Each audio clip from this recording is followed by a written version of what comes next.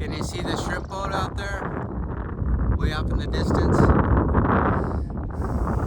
Hey everybody. There's a shrimp boat back there. It's right there, a little shrimp boat. It's funny. It's out there today and I had no idea, and I was going to talk about this topic today. So yesterday I'm just minding my own business, scrolling through YouTube like I do, and just checking out different videos, music videos, Bitcoin videos, etc. And up pops this couple, and behind them is the poster for Blazing Saddles, 1974. We're gonna review it for the first time. And I thought to myself, man, anybody my age remembers Blazing Saddles. What a funny movie. I mean, who can forget the scene where they're around the campfire, and then, Mongo, right? Death by Mongo. Oh my gosh. What a great movie that was. It was so funny. So I clicked on it, and then I shortly realized that they were gonna watch the whole movie and comment on it. I didn't know they did that stuff. I've watched comment videos on music, on different singers and stuff a lot, but I didn't realize there was this whole idea of reviewing movies. And so I thought that was fascinating, but I wasn't going to spend 45 minutes going through Blazing Saddles. So I backed out of it, and I was continuing to look down, and then all of a sudden one popped up for Forrest Gump. And I thought to myself, oh my goodness, who in the world has not seen Forrest Gump? Who has never seen Forrest Gump? I mean, geez, I've probably seen it 10 times. What a great movie. And then, me being the creative one, I started putting two and two together, remembering the movie, right? Remembering all the stuff that happened in the movie, and how this simple guy who grew up in a small southern town, single mom, making it work, what a great job she did. And he's, got all the limitations, not so bright, his legs are crippled, boys are picking on him, and yet he's on this quest of life. Like everything he does, he does well and he excels at, and he's looking for love, and in the end he finds it in the love of his son, riding away in the sunset on that mower right at the school.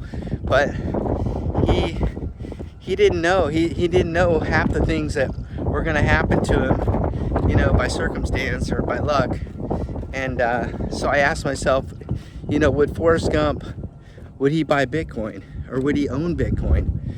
Like if it was today, if Forrest Gump was real. Obviously he's not, but we travel to Savannah a lot. We've sat in the bench where Forrest Gump sat, right? Or been to the park where he was at, and they have a mock-up of the bench at the Welcome Center. That's the one you can sit at, the Welcome Center, coming in from South Carolina to Georgia. But yeah, so would Forrest Gump own Bitcoin? And I started thinking about the type of guy he was, and he was basically just a hard worker. He worked really hard in the military. He worked hard on his ping pong. He worked hard on his shrimping, his business, and out of a big disaster hurricane, he's the only shrimp boat surviving, and next thing you know, he's thriving, right? And him and Lieutenant Dan. And little did Forrest know that Lieutenant Dan was started buying this small stock Apple, right? Because Dan saw he saw the future, right? Computers, personal computers, Apple, and he was stacking Apple stock the whole time. And when Forrest is ready to retire, he's a millionaire, on his Apple stock, right? Not the shrimping. And so I started thinking about the average Bitcoin owner, the ones that have been laughed at and mocked and called tulip bulb followers, and all this crazy stuff that's thrown after the Bitcoin family. And but little by little, year after year, Bitcoin's up 60% on average, year on end, over and over on the time. So if Lieutenant Dan was in this time, I think he would have been buying Bitcoin for Forrest. You know, he'd have been stacking his Satoshis, right? He would have been hodling. That's what all of us Bitcoiners do. We hodl, right? We hold it. And now all the naysayer institutionals and government and officials and heads of, you know, with the exception of a few, they're all like turning around. They're all, even Jamie Dimon, right? They're all turning around. We gotta own Bitcoin. So, you know, Forrest knew it the whole time, right?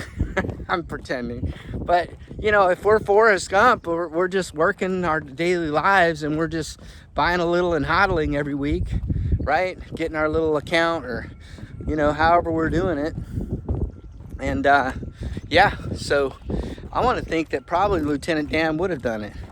And that one day Forrest would have opened up and his wallet, and, you know, he'd have bought in it, you know, in the hundreds or thousands, and maybe he's doing like us, we're buying in the tens of thousands, and one day, you know, Bitcoin's worth $1 million or 10 million or 30 million, whatever they're saying, because if you take a look at the overall market cap of Bitcoin at 2 trillion, if it just matches gold, that's a 10x, right? And so some people are saying it can be much more than that. So, you know, the likes of Michael Saylor, I mean, they're all in on Bitcoin, and they're the most successful, the highest growing stock in the world. I mean, they're way up. And so buy MSTR, right? Buy Bitcoin, be like Forrest, just hodl it. And yeah, I don't know. I think it's an interesting topic. You know, a simple guy living a simple life. Unbeknownst to him, his best friend buys Apple stock, the Magnificent Seven. And when he retires and he finds out he has a son, you know, from that girl he fell in love with the whole time, Jenny, and he's riding that tractor with this boy. I mean, he literally has love, he has money and success, and what a great story Forrest Gump was, right? And what a great story we live every day. We have the opportunity to live a great story.